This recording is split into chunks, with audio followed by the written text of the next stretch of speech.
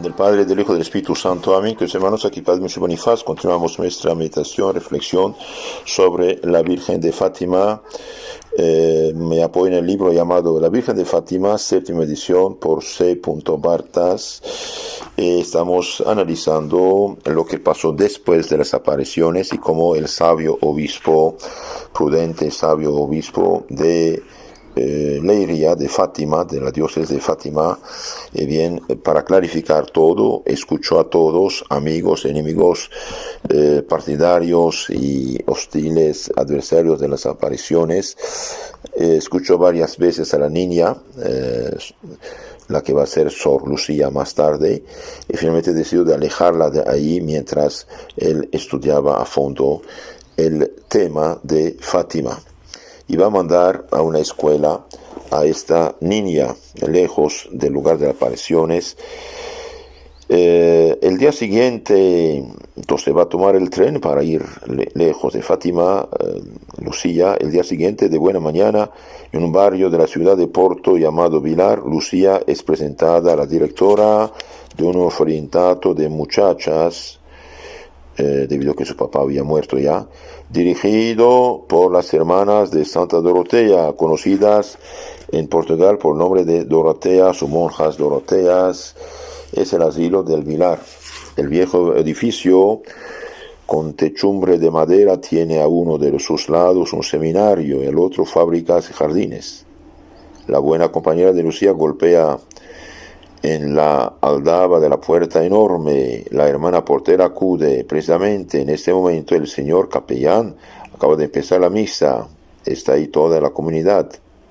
Después de la misa, en la que comulga Lucía, pasa a la sacristía, en donde el capellán y la madre directora la esperan. El sacerdote y la religiosa la miran escuetamente, con curiosidad e insistencia visibles. Después se lanzan mutuamente una mirada que quiere decir: nos envían una pequeña salvaje de los bosques. Sí, viene del pueblo, ¿no? La buena directora, por otra parte, se negó al principio a aceptar a Lucía. Se había resignado a su pesar a ello, y por deferencia con el obispo de Leiria, que había insistido mucho hasta hacerla ceder. Le habían dicho que aquella muchacha era una simple, y al verla siente no haberse negado hasta el fin a recibirla.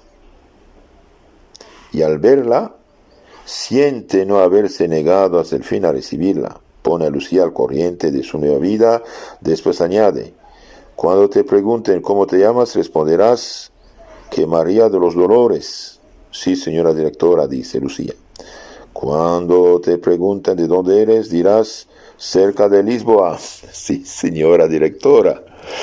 Cuanto a lo que ha ocurrido en Fátima, no dirás nunca nada a nadie, ni una sola pregunta, ni una sola respuesta. Sí, señora directora. Muy obediente la niña. No saldrás de paseo con las otras pensionistas, pero no dirás por qué no sales. Sí, señora directora. En estos 9 síes serán mantenidas por Lucía como aquellos que prometió al señor obispo, con fidelidad absoluta, hasta que otra orden superior la desligue de la ley del silencio. Obediente la niña, obediente, humilde, sincera, mantendrá su promesa hasta el punto de que jamás dirá una sola palabra que se refiera a las visiones o a las peregrinaciones de la caballería, ni siquiera delante de su madre, cuando ésta por 2 veces vaya a verla, ya en Porto, ya en Braga. ¿Y no es esto heroico? ¿Qué sacrificio para un corazón de 14 años cuyo impulso interior está sin cesar dirigido hacia la señora de la encina verde? Ella siempre está pensando en la Virgen. Una vez que uno toca lo sobrenatural, lo del cielo es otra cosa. Y le cuesta también llamarse María de los Dolores, puesto que soy Lucía de Jesús. Dice ahora: hubiera podido ser María de Jesús. Hecha la inscripción, la directora le hace ponerse el uniforme del pensionado, cuya pieza más vistosa es un alzacuello a cuadros negros y blancos. Después La nueva pensionista fue presentada a su maestra. Y Lucía, la vidente de Cordería, se pierde en la masa de sus compañeras de pensionado, hasta el punto de que cuando algunos curiosos sospechan que se encuentra ahí, preguntan a la puerta del asilo si ahí hay alguna llamada Lucía, la portera responde con toda sinceridad: aquí no hay una Lucía. Ni sabe que es Lucía, de hecho, la portera, pobrecita. María de los Dolores siguió siendo durante mucho tiempo la pequeña montañés de Aljustrel, su pueblo natal, cerca de Fátima. Sencilla pero no ingenua, con sus maestras dejaba que su carácter se manifestara con sus pequeñas compañeras, réplicas un poco secas, capezonerías, maneras rudas y sin delicadeza, pero no obstante Lucía se advertía que había podido herir a alguien, inmediatamente suavizaba su manera de ser y pedía perdón. Su estancia en Vilar, en ese pensionato, duró 4 años. Lo que más echaba de menos era el aire libre y puro de los campos. El horizonte del asilo era demasiado estrecho. ¿Dónde estaban sus queridas colinas? Más tarde, cuando fue admitida como hija de María, se le confió el cargo de vigilante del dormitorio de las más pequeñas. En él había una ventana por la que se podía ver a lo lejos la desembocadura del Duero, los pinedos de las orillas y el mar. El mayor placer de Lucía era ir allá para respirar el aire del mar, al mismo tiempo que admiraba la grandeza, el poder de Dios.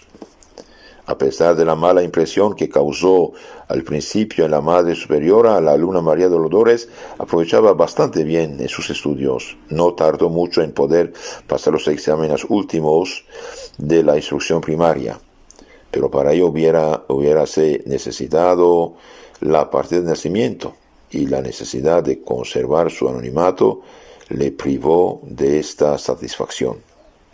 Aprendió todos los trabajos prácticos caseros y además a bordar de distintas maneras, la dactilografía y hasta la composición tipográfica. La directora que la había acogido era poco favorable a las apariciones de Fátima y no habló de ello nunca a Lucía. Es otra persona que tiene sus opiniones sin haber sabido nada de la realidad. Es el problema cuando se hace opiniones acerca de lo que no sabe. Esta actitud significaba para ella tanto como un deber de conciencia. Se decía: si las apariciones son ilusorias, mi deber como educadora es librar de tal cosa el espíritu de esta niña, y el silencio es el único medio para llegar al olvido. Si eran reales, recordándole que ha sido el objeto de favores celestiales, no corremos el riesgo de alimentar su vanidad y exponerla al pecado de orgullo. En fin, si Lucía es una vidente, el alejamiento del mundo durante cierto tiempo solo le puede hacer bien. Y cuidó de que nada pudiera introducir en la casa noticias referentes a Fátima. Visitadores, cartas, periódicos. Trataba a todas las pensionistas con la misma bondad. Hubiera podido mostrar a Lucía una cierta dureza, pero no le hacía más caso que a las otras. De esta manera se había comportado la superiora de Bernadette Soubirous en el convento de Nevers, la santa que había visto a la Virgen en Lourdes. Así se comportó con Margarita María de la Coque, la superiora de la Visitación de Paray-le-Moniato. Dejar esta cosa de lado, veremos. Dios dirá en su tiempo las cosas, pero bien. Durante los 4 años de estancia en Porto, ni una sola compañera, ni una maestra, ni una sola persona de fuera, nadie, absolutamente nadie, le habló de Fátima. Y ella misma ni siquiera pronuncia este nombre una sola vez. Y sin embargo, todos los días y a lo largo de todo el día, en la capilla, en el estudio, en el recreo, por la noche, en el dormitorio, Lucía piensa en Fátima y en la señora de Cova de Aría, de la Virgen de Fátima. El silencio prometido que observa la encierra dentro de un doble muro. El del secreto que oculta su identidad a los que la rodean, y el de la ignorancia que le oculta lo que ocurre allá, en donde están sus pensamientos. ¿Qué prueba, qué sacrificio el no saber nada, absolutamente nada de lo que los hombres hacen o no hacen por mensaje del cielo que le ha sido transmitido? Continúan las peregrinaciones, va mucha gente. El que lo consiente por fin en dirigir los rezos de los peregrinos no sabe nada. Durante el tercer año de la pensión, sabe que una comisión oficial se ha formado. Decreto episcopal del 3 de mayo de 1922, puesto que los delegados llegan a Porto para interrogarla sobre el gran misterio. 8 de julio de 1924.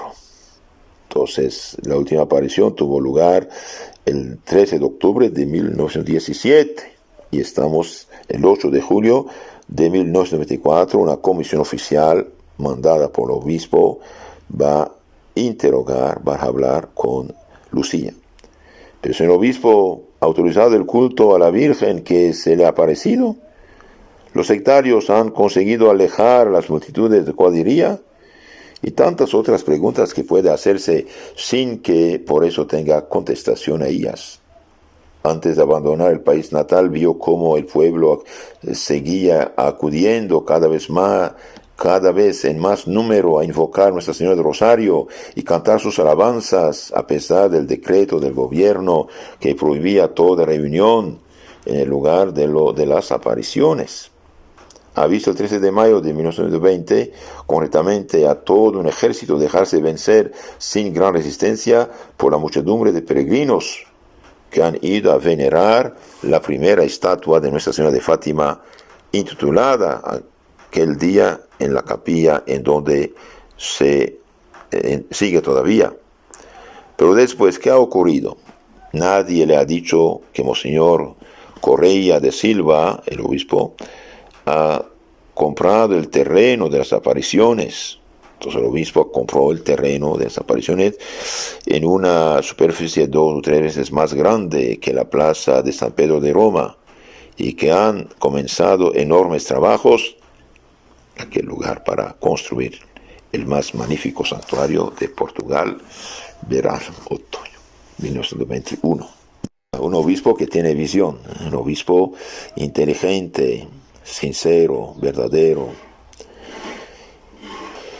Sor Lucía ignora lo que le hubiera causado tanta alegría que ha sido celebrada la Santa Misa por primera vez con autorización del obispo el 13 de octubre de 1921 en Fátima al aire libre. Entonces ya hay misa, hay autorización del obispo. No le han dicho que para responder sin duda alguna a este gesto filial del jefe de la diócesis, la Santa Virgen ha hecho brotar unos días más tarde, de la forma más inesperada, una fuente de aguas abundantísimas en el centro mismo de la cova, ahí donde el segundo rayo la horrorizó tanto el 13 de mayo de 1917. En un terreno calcáreo absolutamente inadecuado para la menor humedad, prodigio que por otra parte hacía posible la organización de este lugar de grandes peregrinaciones y facilitaba la construcción de los proyectos. No sabe que unos bandidos han volado con dinamita la pequeña capilla el 6 de marzo de 1922, ni que 8 días después más de 10.000 peregrinos llegaron espontáneamente como homenaje de la reparación y que se pudo formar un magnífico cortejo de protesta desde la iglesia de Fátima hasta las ruinas de la capilla. Entonces, cuando hay un sacrilegio de este tipo, por ejemplo, hace falta reparación. Por eso la Virgen decía, hagan penitencia por la conversión de los pecadores, reparación de los pecados. Y hoy, queridos hermanos, en este año 2020, agosto 2020, estamos en tiempo de esta peste llamado coronavirus. Y bien, hay tantos pecados y poca gente habla de reparación de los pecados. Por eso esto puede durar. Ninguno de los 60.000 peregrinos del 13 de mayo ha contado a Lucía la triunfal manifestación nacional de reparación por el atentado del 6 de marzo, manifestación que llegó a buen término a pesar de la prohibición especial del gobierno. Todavía el pueblo católico tiene fuerza. ¿Hasta qué punto la más pequeña de los pensionistas de Vilar hubiera sabido con gran gozo que entre los peregrinos más fervorosos de aquel día había dos mujeres que llevaban luto, Olimpia y María Rosa, su madre y su tía, que el mismo nuevo párroco de Fátima era el que había celebrado la misa sobre el altar improvisado cerca de la capilla en ruinas. Entonces hay cambios en Fátima, pero la futura Sor Lucía no sabe nada de esto. ¿Quién le hubiera podido decir que los peregrinos, utilizando las mismas piedras limpias de las huellas de la pólvora sacrílega, han vuelto a construir el pequeño edificio con la cal de aquella misma montaña? ¿Cómo podía tener conocimiento de las maravillosas reuniones que tienen lugar en Cova en todo el movimiento de piedad mariana que está en trance de transformar el país entero? El número mensual de peregrinos supera ahora con mucho los 100.000. Han construido otra capilla con muchos altares con el fin de que los sacerdotes que acuden ahí puedan celebrar el santo sacrificio de la misa, mientras se espera la construcción de la gran basílica proyectada. Poco a poco las peregrinaciones comienzan a organizarse de forma metódica bajo la prudente dirección de Monseñor José da Silva, del obispo. Un boletín Voz de Fátima recoge todos los meses los principales favores concedidos por María y da cuenta de las más hermosas manifestaciones de piedad en su honor. Y no pasa mucho tiempo antes de que ese boletín se imprima por centenares de millares. Algo más está pasando en Fátima. Los enfermos acuden de todas partes en gran número. Los camilleros y las enfermeras voluntarias se han reunido en asociaciones servitas de Nuestra Señora para transportar a los enfermos y atenderlos durante su permanencia en Covadonga. El 13 de octubre de 1924 se puso la primera piedra del hospital que les acogerá.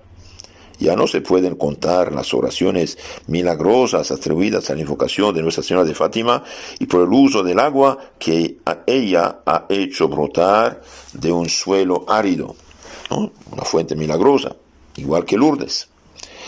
Y Lucía del Aljustrel ignora todo esto. No importa, la obra está haciendo. Ella es instrumento de Dios. Ella que en Fátima vio cómo las multitudes la buscaban ávidamente, que parecía indispensable a tantas gentes a quien se asediaba para obtener una palabra, aunque fuera la más insignificante, sobre la señora que le aparecía. En Vilar no oye hablar de estas cosas y nadie sabe que está allí. Sin embargo, le agradaría tanto conocer todo esto, pero no pregunta a nadie, se calla.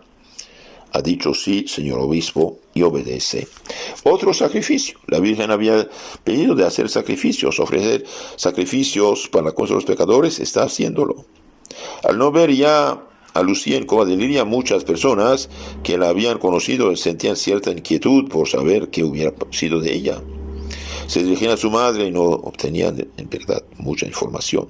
Con gran frecuencia los curiosos no lograban más respuestas que la que recibió el sucesor del perseguidor, el nuevo administrador del Consejo de Urem, cuando Lucía desapareció sin hacer ruido del país natal.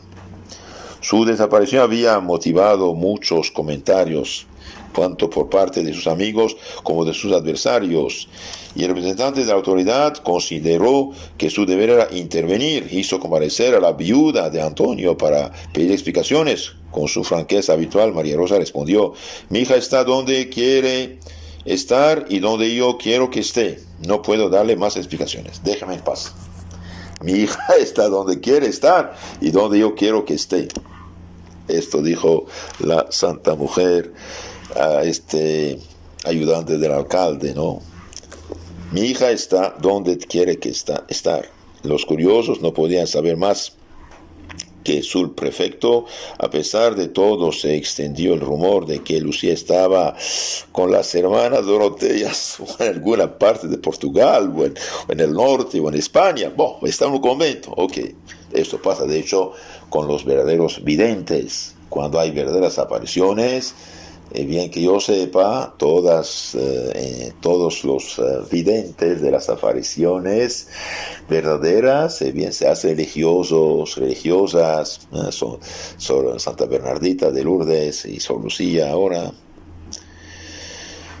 Mientras los que se enriquecen y llevan vida de fasto y de lujo, cuidado, ahí no sabemos realmente si es la Virgen, más bien es otra cosa, ¿eh? Bien, y hasta sucedía que religiosas de esta congregación eran interpeladas por gente que quería saber a todo precio dónde estaba la vidente, pero las mismas religiosas no lo sabían y por tanto no podían informar a las demás. No sabían, nadie sabía, ni sabían que era Lucía la que estaba ahí en este orfanatorio. Logró bastante confianza. Su obediencia y su humildad perfectas, su entrega a las tareas asignadas, incluso las más humildes, atrajeron a la pensionista María de los Dolores, que es Lucía, la estima de sus profesoras y sus compañeras. Logró bastante confianza por parte de sus superiores como para ser encargada de vigilancia de todas las pequeñas durante el recreo.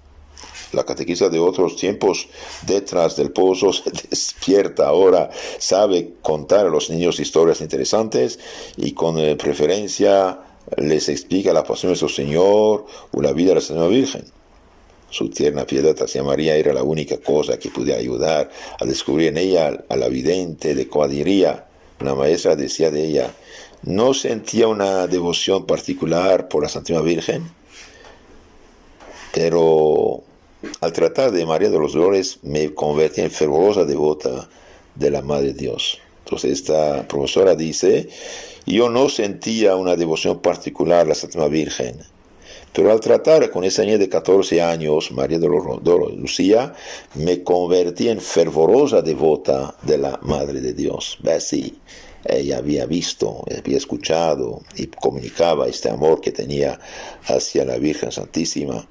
Que sus hermanos aconsejo a todos de leer el libro llamado Tratado de la verdadera devoción de San Luis María Guignon de Montfort sobre la Virgen, también el Secreto Rosario del mismo santo, el Secreto de María del mismo santo, los Amigos de la Santa Cruz del mismo santo y también las Glorias de María por Santo Alfonso María de Ligorio. Mientras más uno conoce a la Virgen, reza la Virgencita, más se transforma. Sí, por eso también les aconsejo, les pido, les mando, les suplico, en nombre de la Virgen Madre, dejen estas malditas películas, series, telenovelas que hacen tibios y tibias y nos intoxican, nos roban lo mejor que tenemos, nuestra fe cristiana. Lean libros buenos, libros de santos, libros de la Virgen, y recen su rosario de adulto, como decía San Luis de Montfort. El rosario de adulto son 3 rosarios al día. 5 misterios son de niños, 15 misterios son de adultos, decía este santo. Continuamos con este libro de Fátima.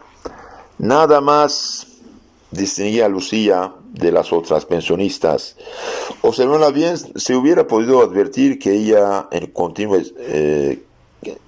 se podía advertir en ella un continuo esfuerzo para pasar inadvertida a los demás. La humildad es la virtud que con más aplicación practica. ¿No es acaso lo que le es más necesaria?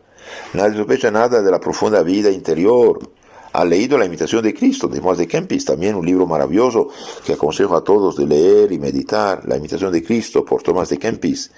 Me esforzaré en vivir ignorado y ser tenido en poco. Quisiera existir sin ser advertida, habitar, por así decir, en el fondo de un escondite cuya existencia nadie conociera. ¿Qué pasaba en cuanto a su mérito por haber sido elegida como testigo de la Virgen Santa? Un día durante las vacaciones del asilo, como a la mesa del obispo de Leria, que está de verano los alrededores de Braga, hay allí un joven sacerdote que sospecha la verdadera identidad de aquella invitada. Para forzarle a revelar su secreto por medio de la sorpresa, le dice a quemarropa: ¿no le agradaría, señorita, conocer la vidente de Fátima? Oh, no, padre, hay tantas jóvenes a las que se ha aparecido esa señora. Lucía se calla bajo los ojos y el obispo baja los ojos. El obispo lee en el arrebol de sus mejillas: ¿qué mérito puede haber por mi parte en que María se me haya aparecido? Y el buen prelado, sonriendo, orienta la conversación hacia otras cosas. Humilde, nuestra pensionista es alegre. La limpieza de su conciencia, la paz interior de la que goza, la confianza absoluta en María, que le ha prometido el cielo, facilitan la expansión de su carácter alegre. Le gusta reír, le agrada gastar bromas, y de buen grado se muestra ocurrente. Entonces, hermanos, es importante aquí tener conciencia, limpieza de conciencia. ¿Por qué? Porque el más grande enemigo que uno puede tener en este mundo es el pecado mortal. Entonces, limpieza de conciencia, hacer cada día su examen de conciencia, luchar contra su defecto dominante, no dejar ningún pecado mortal sin confesarlo y alejarse de las ocasiones del pecado. Si esto tenemos, bien, tenemos la paz interior, la paz, la tranquilidad, el gozo como frutos del Espíritu Santo, dice San Pablo. No olvida, la futura solo Lucía no olvida la promesa de sacrificarse por los pecadores, pero ¿quién sabrá nunca las mortificaciones y las penitencias que le ha inspirado esta promesa? ¿Cuántas veces ha repetido la fórmula de ofrenda que ella decía en el Justrel junto con Francisco y Jacinta? Jesús, por amor a ti, por los pecadores, por el Santo Padre, por la reparación de las ofensas al corazón inmaculado de María, hago esta penitencia, esta oración. Nosotros también, queridos hermanos, podemos decir esto: Jesús, por amor a ti, por los pecadores, por el Santo Padre, por la reparación de las ofensas al corazón de María, hago esta penitencia, esta oración, este sacrificio, este ayuno, esta limosna. Un día de San Juan hay regocijo popular en el Palacio de Cristal, vecino al pensionado. Van a quemar fuegos artificiales. Las pensionadas están autorizadas a subir a una azotea desde donde podrán verlo, pero Lucía ha sabido que en la vecindad un farmacéutico incrédulo muere desde de haber rechazado los santos sacramentos, y hará el sacrificio de privarse del hermoso espectáculo nocturno. Habla a sus compañeras y logra que todas se privan de este placer por la intención del moribundo. Entonces, en lugar de ir a ver fuegos artificiales, bien se privan de este gusto y rezan por este incrédulo que quiere morir como un pagano. Lucía crece, tiene 18 años, su permanencia en el pensionado llega a su fin. Es una joven bastante instruida, sobre todo en materia de religión. Muestra gran afición por todos los trabajos de costura y lavado de ropa. Hábil, valerosa, despierta, está siempre a disposición de sus superiores, presta a hacer siempre su deber. Sus pequeñas aristas de carácter, su brusquedad han desaparecido con su nueva vida y por su celo en corregirse. Entonces mejoró bastante, se instruyó bastante. Lo que más llama la atención en ella es la calma y el equilibrio, el humor siempre igual. Y cuando uno está en gracia de Dios, crece en caridad y bien tiene humor igual. Nada hay en ella que la asemeja a una neurótica, a una nerviosa, o mucho menos a una sentimental. Una de sus profesoras dice: solo la he visto llorar una vez al pensar en su país natal. La reflexión de Lucía se alía con el candor, la finura y con la sencillez. La madre directora, que había recibido con tanta frialdad a esta Montañés, ha cambiado de opinión sobre Lucía, porque bueno, ha comprendido que no había que juzgarla según las apariciones exteriores. Ha advertido que, estudiada de cerca, esta alumna denota grandes méritos y cualidades raras, muy interesantes. Lucía lee con placer los libros de piedad. Eso también es muy importante. Y hoy nuestros niños y jóvenes con su Facebook y con sus películas, etcétera, en lugar de leer libros buenos, porque la buena lectura, y bien las ideas que uno saca de la buena lectura se transforman en pensamientos buenos y los malos en malos. Por eso digo, cuidado a las telenovelas, cuidado a todas esas cosas mundanas. No es normal que una familia cristiana sea invadida por todas estas películas, estas cosas mundanas, ¿no? No deja entrar en tu casa cualquier desconocido, dice la Biblia, ¿no? Cuidado. Lucía lee con placer los libros de piedad. Así que, hermanos, yo les aconsejo, en lugar de dejar a los niños mirar caricaturas de todo tipo, una que otra de buena, de santo, de la Virgen está bien, pero cuenten las historias de santos, cuenten historias buenas. Se encariña especialmente Lucía con la vida de Santa Teresita, del Niño Jesús. Simpatizando por el ideal del Carmelo, un día siente deseos de entrar en esa orden y lo dice a su directora: no soportarías tal austeridad, elige una regla más sencilla, le dicen. Y a Lucía le costó abandonar su primera inclinación. Por leyendo vida de santos, me quiere hacer santa y finalmente se hace religiosa también. ¿Cuántas vocaciones hoy están abortadas precisamente porque no tienen contacto con estos héroes de la fe? Durante el último año de estancia en Vilar, llegó una nueva directora. Con mucho secreto le habían indicado la conducta que tenía que seguir con Lucía. Siguió las indicaciones recibidas y con qué rigor. Pero llegó a sentir curiosidad por la manera de comportarse de María de los Dolores, que nadie observaba y que parecía no tener nada de notable. ¿Es posible que esta mujercita vulgar sea un ser superior, una vidente? Para resolver este enigma pidió al obispo de Leiria permiso para interrogar discretamente a Lucía sobre las cosas de Fátima. Le fue concedida autorización con condiciones precisas y limitadas. La curiosa directora accedió de mil maneras a esta alma silenciosa, de cuando en cuando le hacía como quien no quiere alguna pregunta sutil y capciosa, tramposa. Lucía le respondía con sí o con no medio pronunciados que nada decían, y llegó a la convicción de que Lucía se había olvidado de todo cuanto había ocurrido en Fátima.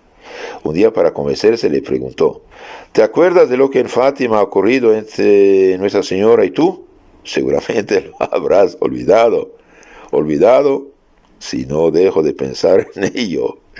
Un día Lucía dijo a la anterior superiora: madre, quisiera ser Dorotea. Tan joven, hija mía. ¿Y por qué quieres ser Dorotea? Monja Dorotea, para tener más libertad para ir a la capilla. El hermoso deseo, la hermosa ambición, estar al lado de Jesús oculto, Jesús sacramentado, como Francisco y Jacinta están al lado de Jesús glorioso en el cielo. Pero eres tan joven, es necesario que esperes. Lucía, obediente, se calló y esperó más de un año. Cuando hubo cumplido los 19, la Madre Superior le dijo: ¿ya no quieres ser religiosa? Sigo pensándolo y deseándolo y quiero serlo. ¿Por qué no lo pides? Me dijo que debía esperar. Espero. Obediencia perfecta. Pues, hermanos, en la charla siguiente seguimos aquí con la vida de Lucía. Lucía, realmente, cuando un alma está en contacto con lo divino, está transformada. Ojalá nosotros también tuvimos un poco del amor de Sor Lucía y de sus primos hacia la Virgen, hacia Jesús sacramentado.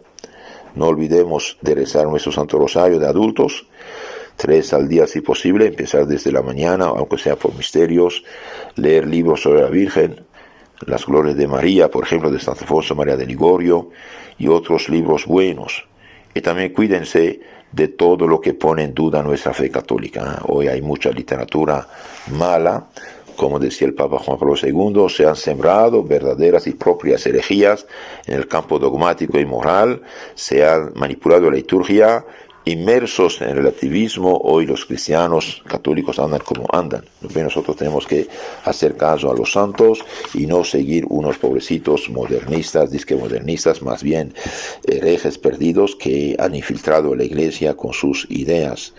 Amar a María, amar a Jesús sacramentado, honrar a nuestro Señor, vivir en gracia y santidad. Con la Virgen María nos cuida a todos y nos obtenga la gracia de la perseverancia final. Amén. En nombre del Padre, del Hijo y del Espíritu Santo. Amén. Queridos hermanos, si quieren conocer más y mejor su fe católica y protegerse del relativismo ambiental, les aconsejo de suscribirse al canal YouTube Catecismo Católico Tradicional. Ahí tenemos toda la fe católica explicada a base del Catecismo Mayor del Papa San Pío X. Y también tenemos bastantes charlas, reflexiones espirituales en el canal FSSPX Costa Rica. Que Dios los cuide.